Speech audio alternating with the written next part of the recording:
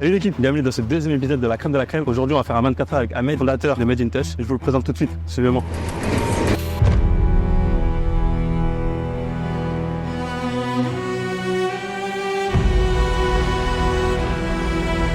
Là, on a suivi l'équipe d'intervention qui est partie récupérer un coureur qui s'est blessé. Mesdames, messieurs, 10, 9, 8, 7, 6, 5, 4, 3, 2, 1 et c'est parti!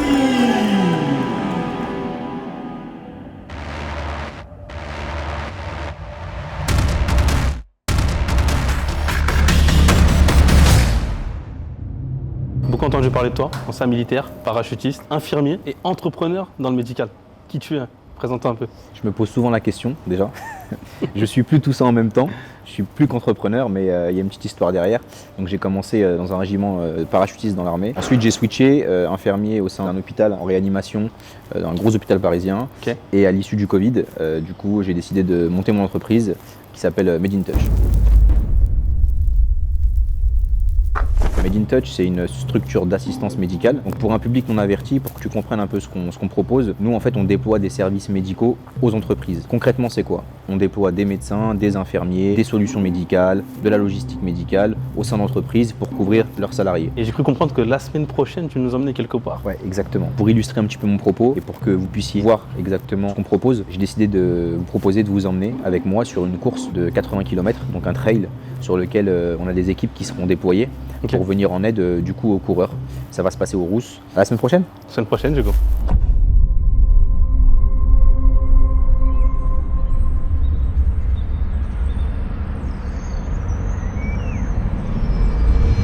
Comment tu vas? Ça va? Tu vas bien? Très bien, déjà au travail?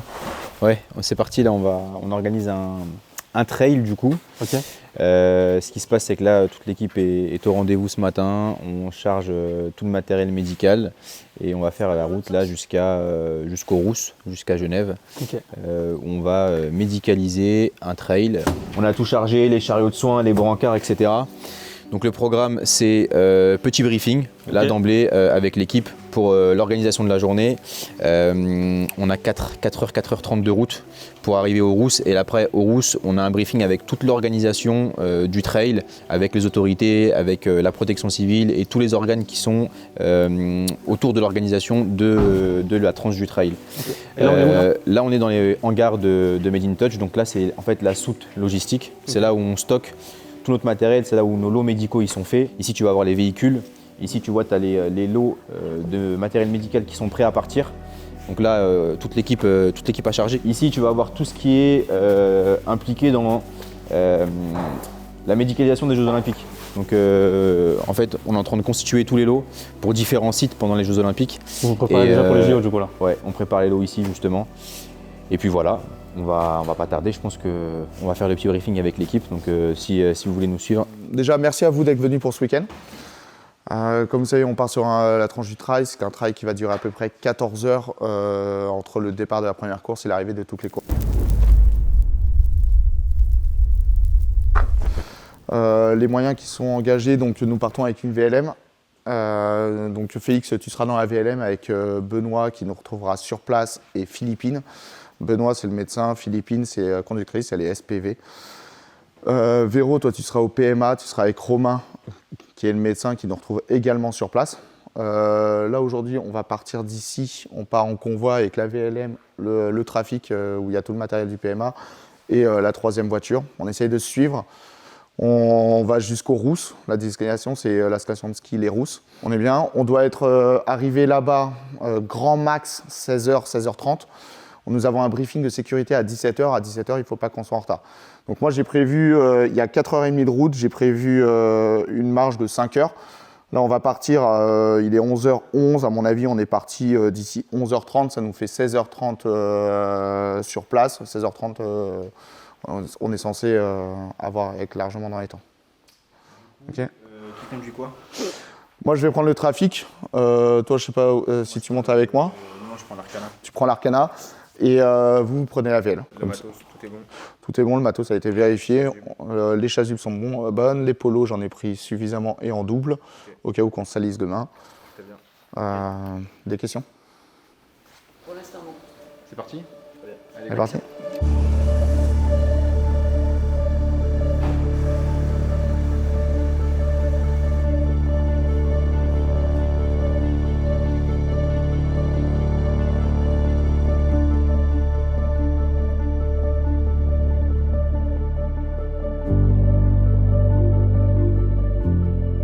Cette typologie d'événements, c'est intéressant pour les professionnels qui y participent. Tu prends des médecins, des infirmiers, ils travaillent souvent à l'hôpital, souvent dans des structures assez fermées. Et le fait de leur proposer des expériences assez inédites comme celle-ci, ça les motive et ils sont là aussi par plaisir en fait. Ils ne sont pas uniquement là pour travailler. Souvent c'est des passionnés par le type d'événement. Là aujourd'hui tu vas avoir Romain qui est un médecin qui va travailler avec nous. C'est un coureur. Habituellement tu vois il court ce genre de course. Donc ça le passionne et il aime bien être là et soigner du coup les potentiels blessés qu'il y aura sur la course.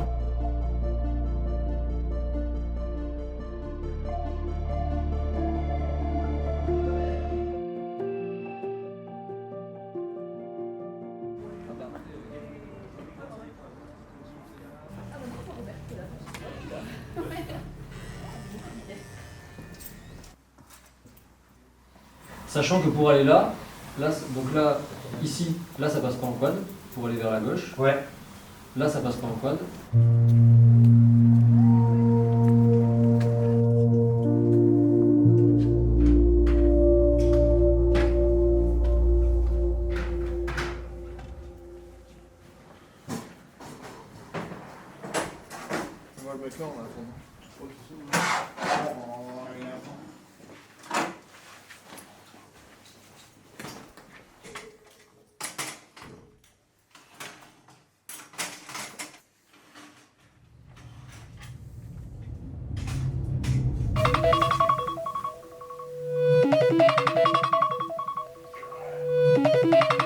Mise en place 5h du matin, départ de la course 5h30 et la météo a l'air au rendez-vous avec des bons nuages bien gris.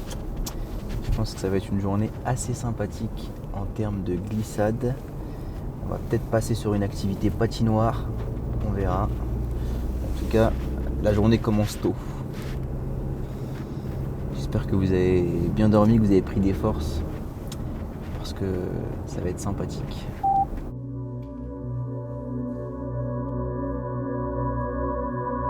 Du coup là on est sur le départ de la course. Premier départ 5h35. Je crois qu'ils sont un petit peu en retard, les coureurs vont pas tarder. Nous de notre côté on a installé le poste de commandement. Là ce que je vais faire c'est que je vais faire la connexion avec le poste médical avancé. Donc on va faire en sorte d'être sur le même logiciel pour pouvoir avoir un rétexte sur tous les patients qui vont passer et s'organiser au mieux. Donc là, le matin, c'est un peu le rush sur toutes les problématiques de connexion liées au fait qu'il n'y ait pas forcément Internet partout. On a installé une petite hotspot Wi-Fi ici. Et s'il faut, de toute manière, on a le Starlink pour nous aider si jamais on n'a pas du tout de réseau. Mais ouais, matinée assez chargée sur toute la partie réseau et montage des softwares qu'on vous montrera dans la journée. Je crois que c'est parti là. Bienvenue pour ce nouveau 82 km. On est très heureux de vous avoir sur cette belle distance. Un terrain très gras comme vous le doutez. Faites attention, soyez vigilants. Mesdames, messieurs, 10, 9, 8, 7, 6, 5, 4, 3, 2, 1 et c'est parti! Le 82 km de la Tranche du Trail 2024. Allez les amis.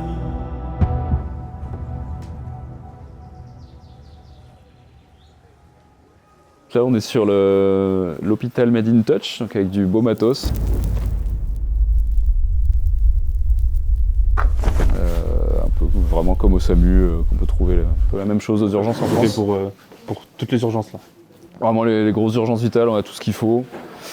Des pousse-seringues, du matériel pour intuber les patients, des respirateurs évidemment, de quoi prendre la tension, surveiller. On a 2 box potentielles. On peut prendre 2 urgences vitales en même temps. On va espérer que non. Et après, on peut transporter les patients directement avec ça. En fait, c'est des civières. Voilà, s'il y a besoin de bouger les patients, c'est très pratique. Donc il y a tout ce qu'il faut pour stabiliser un patient correctement. Ok. Et en appelant le SAMU après pour qu'ils prennent le Oui, relais, avec qu'ils le viennent le matos, chercher pour depuis l'hôpital. hier, la protection civile s'installe. Voilà, donc il y a les secouristes qui installent tout leur matériel là-bas. Donc les patients arrivent par là-bas. Mhm. On fait l'enregistrement. S'ils sont très graves, ils passent directement ici. Sinon, on gère. En termes de tout ce qui médecins est ici, du là-bas. coup, toi tu seras le médecin Ouais, Medin je suis Tech. tout seul là, normalement. Ok, c'est cool. Si tout va bien. Et on a Véro, l'infirmière, qui est en train de vérifier, parce qu'on a aussi 2 sacs d'intervention. Si on a besoin de sortir, s'il y a quelqu'un qui tombe juste devant, ou voilà, qui n'est pas bien devant, on a 2 sacs d'intervention rapide avec un défibrillateur. Et voilà, donc si on est amené à sortir, pour prendre en charge les patients dehors, on a aussi la même chose qu'ici, mais dans les sacs, quoi. Tu pars pas en intervention sur le terrain.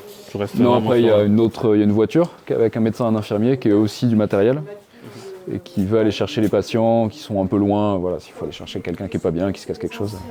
Et tout le monde passe par là avant d'aller au SAMU ou autre. Ouais, par contre, ouais, c'est ça. Ouais, c'est un petit hôpital, hein, tout comme. Il y a tout ce qu'il faut vraiment pour bien prendre bien prendre soin des gens. Donc, franchement, pour avoir fait avoir un peu d'expérience dans différentes urgences et différents événements, là je suis vraiment serein avec le matériel qu'ils donnent. Il y a vraiment du beau matos chez Medin Touch. Ouais. Là, on vient de finir de former les équipes secouristes à l'utilisation de la solution informatique qui nous sert à traiter les patients. Dès que tu as un patient qui se présente à l'infirmerie, on va prendre son identité, ça c'est obligatoire, et on va tracer tous les soins et tous les actes qu'on va lui faire, et on va aussi tracer quand est-ce qu'il sort, comment il sort, est-ce qu'il sort du coup accompagné par sa famille, est-ce que tout va bien et puis on le laisse sur place et il reprend la course ou alors il rentre chez lui, est-ce qu'il va être évacué sur un hôpital, s'il est évacué sur un hôpital, sur quel hôpital il va être évacué. Ça c'est de la gestion de tous les moyens et ça se passe au PC de commandement là où on va se rendre, mais c'est essentiel si tu veux pour que le système fonctionne, que tous les acteurs ils soient formés à l'utilisation du logiciel, ce que je viens de faire avec les acteurs secouristes.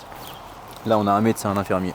Ok. S'il y a des patients qui se présentent, ils vont être plus occupés à prendre en charge les patients qu'à faire de l'administratif, à rentrer les données sur les patients. Les secouristes sont beaucoup plus nombreux et c'est un travail en partenariat avec eux. On leur demande de bien vouloir inscrire les patients et nous aider dans tout ce qui va être tâches administratives. Donc là on se rend au PC de commandement, on est entièrement opérationnel. Ok. Il nous reste uniquement le véhicule léger médicalisé qui est encore en stand-by. Il ne va pas tarder à arriver, je pense qu'il va se présenter à 7h30. Il doit être opérationnel pour 8h. Donc on a décalé, si tu veux, l'arrivée de la VLM parce que là le premier départ c'est uniquement des pros sur les 82 km. Là on a les 2 premiers départs là, pour le 62 km et le 82. C'est vraiment des pros. Il y a peu de chances de blessures et ils passent directement en Suisse. Ok. Du côté suisse, c'est les secours suisses qui gèrent. Et quand ils vont re-rentrer en France, notre VLM sera prête à les accueillir à temps si jamais Mais de toute façon, il y a des blessés. tout est balisé, tu as toutes les informations au PC. Tout remonte au PC en temps réel.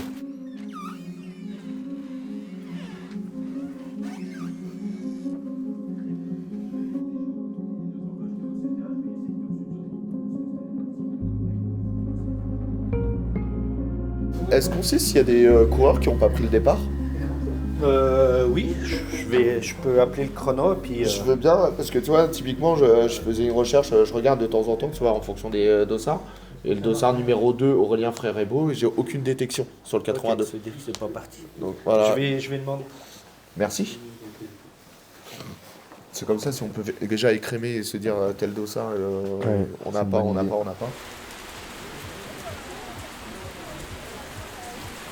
Les coureurs, ils ont tous des dossards. Et à chaque fois qu'ils passent des points de contrôle, ça va biper. Nous, on va les voir au niveau du PC de commandement que je t'ai montré. Quand ils ont un problème, ils nous appellent, il y a un numéro d'urgence sur leur dossard. Et en fait, on va leur envoyer un SMS qui va nous permettre de les localiser. Une fois qu'ils acceptent le fait d'être localisés, ça nous ping directement la localisation, ça nous envoie les coordonnées. On rentre ces coordonnées dans notre logiciel et là on déclenche nos moyens. Donc que ce soit la VLM, le véhicule médical, que ce soit les VPSP, les véhicules secouristes. Si tu veux, on va décider au niveau du PC de commandement qui c'est qu'on fait partir en premier en fonction de la zone où est-ce que c'est. Normalement, vous passez sous la route.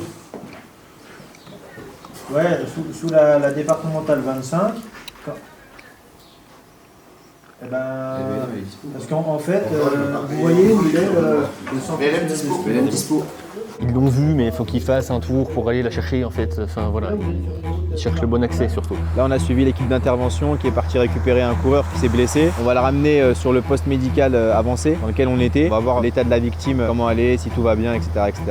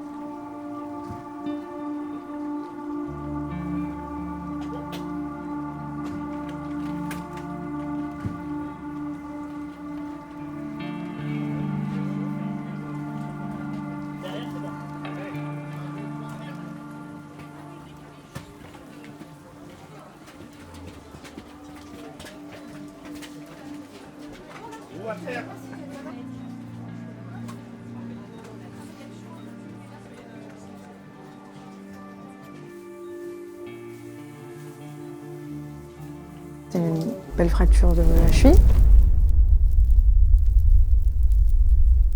Suspicion de fracture. Donc on l'a stabilisé, on a mis donc une perfusion et on l'a un peu endormi pour mettre une attelle pour la mobiliser. Et comme ça, par la suite, on est venu jusqu'au PMA pour la déposer ici, pour qu'elle soit transportée avec une ambulance jusqu'à l'hôpital.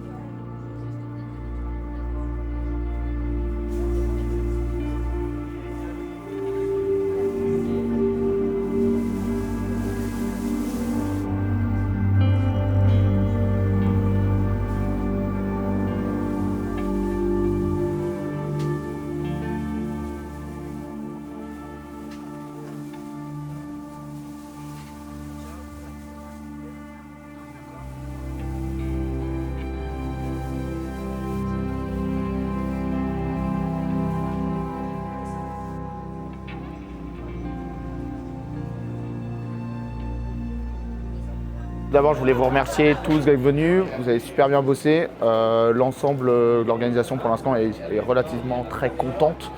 Vous avez agi très rapidement, ne serait-ce que, notamment pour la VLM, vous partiez assez rapidement sur les inters, vous arriviez, vous cherchiez. Au PMA, ça bougeait assez rapidement, vous faisiez vraiment votre taf. Tout le monde est content pour le moment. Donc du coup, je suis content.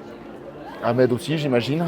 Je suis assez content, très content parce que du coup j'ai retrouvé plein de têtes que j'avais pas vues depuis très longtemps. Ça me fait plaisir de vous voir ici avec nous. C'est un dispositif assez exceptionnel. Je suis content aussi parce que j'ai pu former Guillaume sur la partie coordination de ce type de mission au niveau du PC commandement, ce que vous n'avez pas forcément beaucoup vu, mais il y a pas mal de boulot. Donc c'est pour ça que j'étais là. Moi je vais vous quitter, je vous remercie encore une fois et à très vite, j'espère. Bye bye. Moi, j'ai instauré une nouvelle politique depuis janvier 2024, une politique où on repart sur l'opérationnel. On était très opérationnel, très infirmier, très médecin, très tout le temps sur le terrain. On s'est vachement éloigné de tout ça. Pour développer forcément en termes de stratégie, on a dû prendre du recul et on s'est rendu compte que ce recul-là, il nous portait un petit peu préjudice. Donc j'ai instauré une règle simple, tous les cadres de la boîte, c'est minimum 25 jours sur le terrain sur 365 jours dans l'année. Franchement, ça va. Et au final, tu peux te rendre compte de toutes les problématiques qu'on a rencontrées. Tu vis mieux les décisions que tu prends parce que tu te dis j'ai pris des bonnes décisions, ou alors tu te remets en question. J'ai pris des mauvaises décisions sur tel ou tel matériel, peut-être qu'on devra réajuster, mais c'est indispensable qu'on aille sur le terrain de temps en temps et qu'on se rende compte du quotidien des ressources humaines avec qui on travaille. Ça, c'est la vision Made in Touch. Mais du coup, parle-nous un peu de ce chemin. Donc, infirmier, tu faisais partie de l'équipe de choc pendant le Covid. L'équipe de choc, ouais. L'équipe surtout choquée. Parce qu'il y a pas mal d'infirmiers et de médecins qui ont quitté la profession après cette épidémie. Pour te donner un peu de contexte, on était vachement sous pression en réanimation. On a beaucoup travaillé, on a beaucoup enchaîné les heures et on combattait en fait un virus qu'on connaissait pas. On ne savait pas en fait ce que c'était le Covid. C'était assez dur comme sentiment de se battre contre quelque chose qu'on ne connaît pas. Et à ce moment-là, je me suis projeté 20 ans plus tard, en me disant en fait c'est un travail qui est assez physique, c'est un travail qui est assez prenant Sur le plan psychique, tu as une confrontation et une présence avec la mort qui est assez importante. Est-ce que Ahmed, tu te vois faire ça jusqu'à tes 50, 60, 62 ans, 65 ans? On ne sait pas en fonction du gouvernement. Mais en tout cas, encore peut-être 20, 30 années. À ce moment-là, je me suis dit, écoute, il faut que tu trouves une idée, il faut vraiment que ça accélère. Et là, le déclic cinéma. J'ai eu une opportunité d'aller sur des plateaux de cinéma pour tester des gens qui avaient besoin, des acteurs notamment et des techniciens qui avaient besoin de travailler à cette époque-là. Puisque le particularisme de toutes les sociétés de production, c'est qu'elles étaient autorisées à travailler pendant le Covid pour créer un maximum de contenu, pour pouvoir occuper les gens pendant le confinement. Donc j'ai une amie qui m'appelle et qui me dit, écoute Ahmed, j'ai besoin de ton aide, est-ce que tu peux venir tester 2-3 personnes sur un plateau de tournage, puis je fais une journée, 2 journées, 3 journées, je vois que c'est assez rémunérateur. La journée, je faisais des tests et le soir, du coup, je m'occupais de mes patients Covid. Donc c'était un peu sportif, mais c'était la découverte d'un nouveau monde, c'était assez intéressant. Et je me dis, mais attends, il y a une problématique sur ce lieu de travail en fait. Il n'y a pas de médecin, il n'y a pas d'infirmier. Dès qu'ils ont un souci de santé, on avait SOS médecins, le SAMU qui était débordé par le Covid, ils ne trouvaient pas de solution. Et je me dis là, il y a un scope d'idées qui commence à... Il y a quelque chose à faire. Exactement. Je me dis, ce qu'on va faire, c'est qu'on va déployer des équipes médicales sur les plateaux de tournage. Ce que j'ai fait, j'ai appelé mes collègues en leur disant, écoutez les gars, il y a des tournages en ce moment, il faut aller faire des tests PCR, mais s'il y a quelqu'un qui se blesse, il faut mettre un petit pansement, donner des petits médicaments. Et c'est comme ça qu'en fait est né Made in Touch. Et je me retrouve du coup maintenant 3 ans après, avec Made in Touch, c'est 4 départements.